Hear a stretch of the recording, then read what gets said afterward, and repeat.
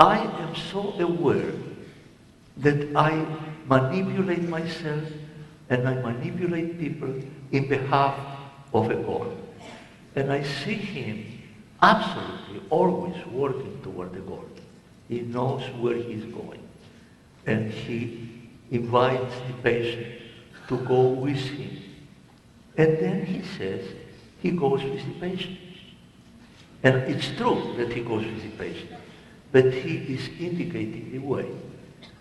And I think you minimize your artistry. And I think that some of the questions in terms of family therapy is, I think that your ideology about change requires that you should be visible. And to me, you are very visible. Okay, start with that. Okay, so do I respond to your question or say what I really like about your work? I'd like to respond to that question, but I'd also like to say what I really like about Sальвадор Minukhin's work. We were chatting just briefly before we started this open forum, and Sal asked me how long I'd been involved in working with families, and I started formally working with families in family therapy in 1973, which is not so long ago, really.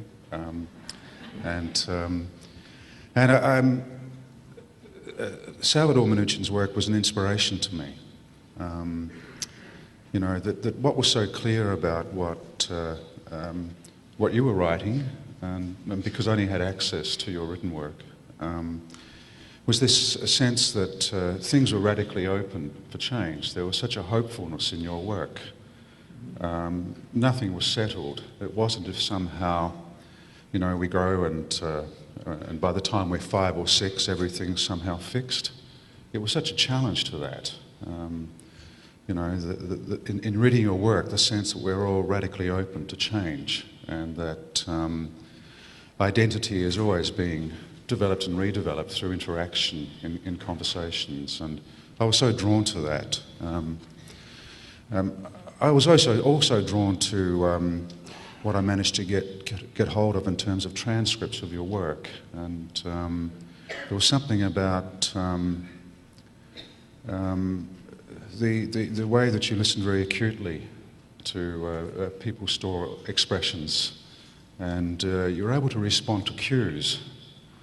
You know, that these cues were like invitations in a sense that people were extending to you to enter into their lives and the stories of their lives, and I had a sense of a special, something that was very acute about your hearing, and I remember being at the time quite curious about the background to that. I think that they're skills, you know, those sort of listening skills, being attuned to these invitations that people are offering to, because when people come to consult us, they have many agendas, but there are some agendas that are really on the top that they may not speak openly about at the outset, and you always seem to be able to identify that agenda. And so I was very drawn to that. It's just so much hopefulness, so much possibility. The other thing that I mentioned to Sal just in the conversation before we got going here was that there was something about a consciousness of the politics of local culture in what you were doing. I remember your book Families of the Slums, and I remember other pieces that I managed to get hold of. An awareness of of disadvantage and the effects of disadvantage on people's experiences of life. Disadvantage is a context for people's problems, and never forgetting that. I know that you sometimes refer to the importance of always bringing in the social fabric.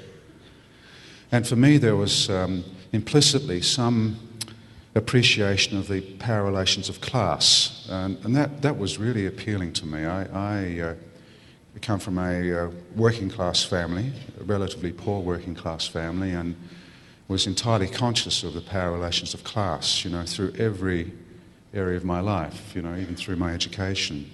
So I was drawn to that, and so there was something about the political that resonated so much with me. I was fortunate to be a student during the 1960s, during the anti-Vietnam War era, and or during the Vietnam War era. For me, it was the anti-Vietnam War era, and I was involved in student politics. And